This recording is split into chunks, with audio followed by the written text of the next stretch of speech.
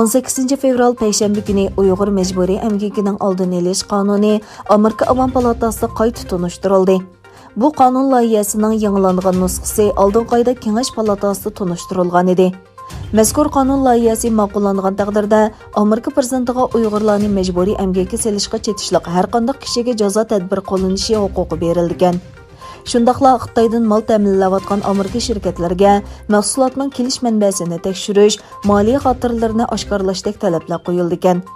Demokratlar partiyasining vakili Jim Makroven bu qonun loyihasini qayta tunishtirganda Uyg'ur elidagi iqtisodni majburiy emgak va bostirish asosida qurilgan deb tasvirlagan. U yana mundaq degan: nurg'unlagan Amerika shirkatlari, xalqaro shirkatlar va Xitoy shirkatlari majburiy emgakdan foyda olyotidi. Majburiy emgak asosidagi mahsulotlar yer shari ta'minlash zanjiriga va davlatimizga davomli kiryotidi.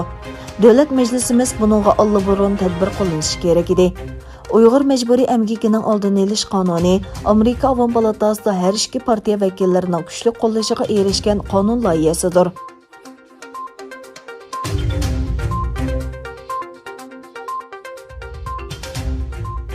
Türkiye bilan Xitoy orasida tuzilgan jinoyatchilarni o'zaro o'tkazib berish kelishimining Turkiya parlamentida ma'qullikdan o'tishini to'sish uchun to'plangan 10,420 kishilik imzo Kelajak partiyasi tomonidan Turkiya parlamentiga topshirib berilgan.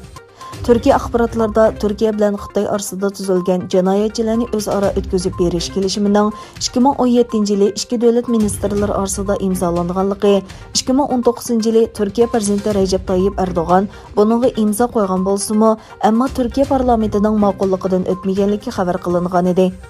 Bu xabar tarqalgandan keyin Kelajak partiyasining yoshlar yacheykisi Turkiyaning Konya viloyatida imzo yig'ish faoliyati uyushtirib, jinoyatchilarni o'zaro o'tkazib berish kelishimining Turkiya parlamentida ma'qullikdan o'tishini to'sishga tirishgan edi. Qisqagina vaqt ichida 10,420 kishilik imzo yig'ilgan bo'lib, bu imzolarni 17 fevral kuni Kelajak partiyasining muavin raisi Selçuk Özdağ lager qurbonlarining oila a'zolari bilan birlikda Turkiya parlamentining raisiga hamda parlamentga har qaysi siyosiy partiyalarning vakillariga topshirib bergan.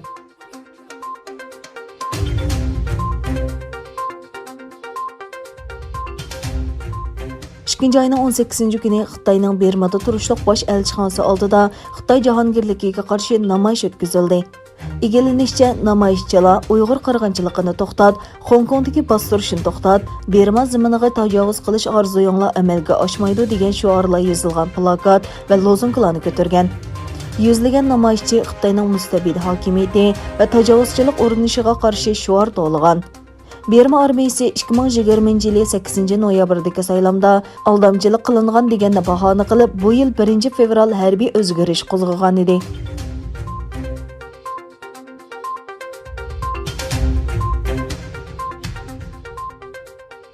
Xabar qilinishicha, Xitoyning ikki dengiz qirg'oqi muhofazat paraxoti Sharqqiy Xitoy dengizidagi talash tortishdagi Senkaku oroli atrofidagi Yaponiya dengiz tavalikiga kirgan. Yaponiyaning g'arbiy janubidagi Okinawa o'lkasining Naha rayonidagi 11-rayon dengiz qirg'oqi muhofazat markazining xabariga qaraganda, Xitoyga tava paraxotlar davlatning zamin butunligiga xiloflik qilgan.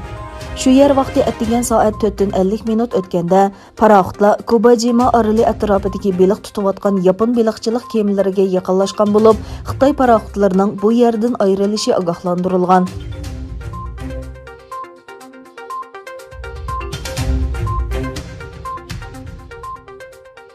Amerikada 10 yil qasam berish guruhisidagi 6 kishi parlamentning hujumini planlagan deb ayblandi.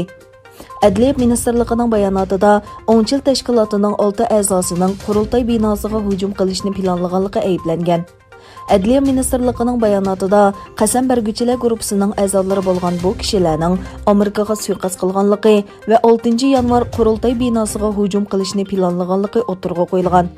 Bayonotda tilga ilingan 6 kishining federativ mol-mulkini bulash va ommaviy binolarga qonunsiz kirish orqali Amerikaga suiqasd qilganligi bayon qilingan.